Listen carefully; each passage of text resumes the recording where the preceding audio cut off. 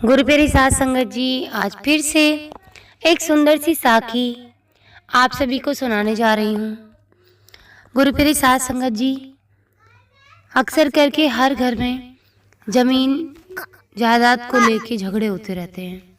भाई भाई को नहीं देख सकता, बहन भाई को नहीं देख सकती, भाई बहन को नहीं देख सकता। इतना बुरा हाल है कि अब तो बच्चे माँ बाप को नहीं देख सकते और माँ बाप बच्चों को नहीं देख सकते। आज की साखी इसी बारे में है,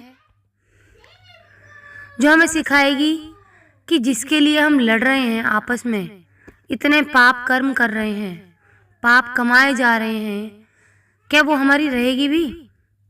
जो चीज़ है भी नहीं हमारी, किराए की है, टेम्पररी है, उसके लिए हम लोग लड़ रहे हैं बेवजह, मूर्खों की तरह।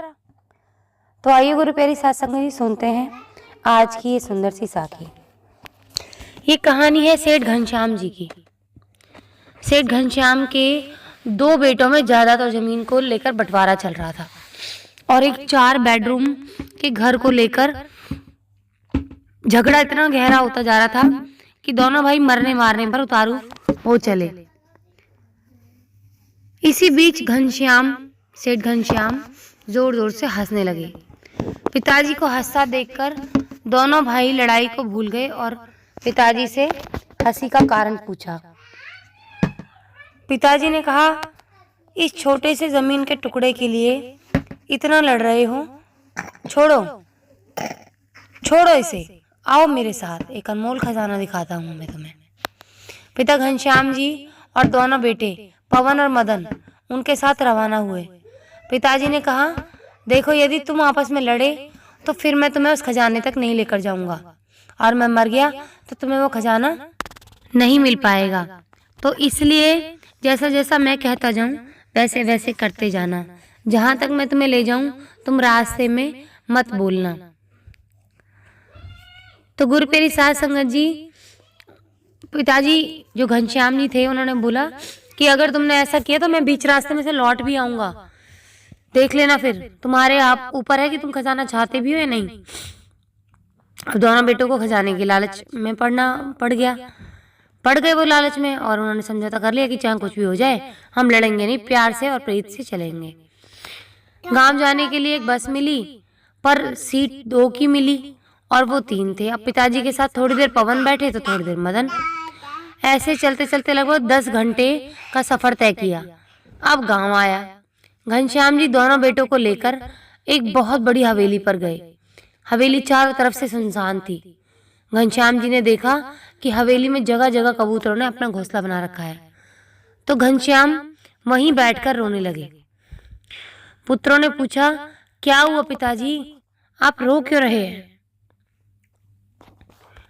रोते हुए उस बूढ़े बाप ने कहा, जरा ध्यान से देखो इस घर को, जरा याद करो वो बचपन जो तुमने यहाँ बिताया था। तुम्हें याद है बच्चों, इसी हवेली के लिए मैंने अपने बड़े भाई से यानी तुम्हारे ताऊ जी से बहुत लड़ाई की थी। ये हवेली तो मुझे मिल गई, पर मैंने उस भाई को हमेशा के लिए खो दिया, क्योंकि वो दूर देश में जाकर बस गया और फिर वक्त बदला, एक दिन हमें ये हवेली भी छोड़कर जाना पड़ा। अच्छा, तुम ये बताओ बेटा कि जिस सीट पर हम आए थे, क्या वो बस की सीट हमें मिल गई? और यदि सीट भी हमें मिल जाती तो क्या वो सीट हमेशा हमेशा के लिए हमारी रहती? तो गुरु प्यारी साध संगत जी, घनश्याम जी आगे बोले, मतलब कि उस सीट पर हमारे सिवा और कोई न बैठ सकता था। तो दोनों बेटों ने एक साथ कहा कि ऐसे कैसे हो सकता है, बस की यात्रा तो चलती रहती है और उस सीट पर सवारियां बदलती रहती हैं। पहले हम बैठे थे, आज कोई और बैठा होगा और पता नहीं कल कोई और बैठा होगा। और वैसे भी उस सीट में क्या धरा है जो थोड़ी सी देर के लिए हमारी है? वो तो किराए की थी ना, किराया तो हमने भर दिया। पिताजी पहले हंसे, यानी कि घनश्याम जी पहले हंसे और फिर आंखों में आंसू भरकर बोले, देखो, यही मैं तुम्हें समझा रहा था कि जो थोड़ी देर के लिए तुम्हें मिला है तुम उसके लिए झगड़ रहे हो। जो थोड़ी देर के लिए जो तुम्हारा है, तुमसे पहले उसका मालिक कोई और था, थोड़ी सी देर के लिए तुम हो और थोड़ी देर के लिए कोई और हो जाएगा वहां पर। बस बेटा एक बात का ध्यान रखना कि इस थोड़ी सी देर के लिए कहीं तुम अपने अनमोल रिश्तों की आहुति ना दे देना। अगर पैसों का लालच आए तो इस हवेली की इस हालत को देख लेना। अच्छे अच्छे महलों में भी एक दिन कबूतर अपना घोंसला बना ही लेते हैं।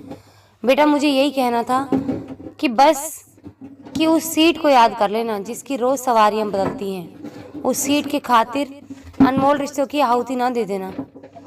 जिस तरह से बस की यात्रा से तालमेल बिठाया था, बस वैसे ही जीवन की यात्रा में भी तालमेल बिठाते रहना।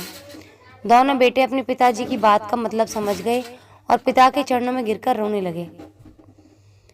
गुरु प्यारी साध संगत जी, आजकल लोग पैसे को, जमीन को, जायदाद को इतना महत्व दे देते हैं कि इस धरती पर अपने जो कर्म काटने हैं हम जो हमारे रिश्ते में बना के भगवान ने भेजे हैं, जो हमारे बुढ़ापे तक हमारे रास्ते को आसान बनाते हैं, हम उन रिश्तों को इन भौतिक वस्तुओं की खातिर छोड़ देते हैं और फिर से पाप कमाने लग जाते हैं, जो कि हम 84 लाख योनियों से कमाकर आए ही थे, आगे और ज़्यादा कमाने लग जाते हैं। तो इसीलिए तो हमारा 84 का फेर कटता नहीं है, क्योंकि इंसान लालच, लोभ, मोह, माया, काम, क्रोध इन सब में ही फंस के रह जाता है और इसका पीछा छोड़ता नहीं है। और जब तक इंसान इनका पीछा नहीं छोड़ेगा, ना तो उसको कभी सुख मिलेगा, ना उसके शरीर को सुख मिलेगा, ना आत्मा को सुख मिलेगा, ना उसके दिमाग को सुकून मिलेगा। जो इंसान हमेशा 24 घंटे शातिरगिरी करेगा, हमेशा अपने दिमाग को चलाएगा, इन भौतिक वस्तुओं को पाने की खातिर दूसरों को नीचा दिखाएगा, रिश्तों को भूल जाएगा, उसके हिस्से में कभी सुख नहीं आएगा। आजकल हर घर में ऐसा ही माहौल बनता जा रहा है कि किसी को रिश्तों की नहीं पड़ी, पैसों की पड़ी है। लेकिन उनसे कोई पूछे कि जब बुढ़ापा आता है या बुरा समय आता है तो क्या पैसे निभा जाते हैं क्या? कोई एक इंसान ही तो होता है जो आपकी सेवा करता है। चाहे आप नौकर लगाएं, नौकर के साथ भी आप नौकर का व्यवहार नहीं कर सकते हैं, उसको भी अपना बना के रखना पड़ता है, अपनों जैसे व्यवहार करना पड़ता है। तो जो भगवान ने हमें पहले से ही इतने खूबसूरत रिश्ते दिए हैं, उनको कोई क्यों अपना नहीं बना पाता? उनसे ही निभा ले। क्यों इस पैसे का इतना लालच है? हंसते खेलते ये जिंदगी बीत जाएगी, ये पैसे तो यहीं रह जाएंगे। ना पैसे हम लेकर आए थे, ना पैसे लेकर जाएंगे।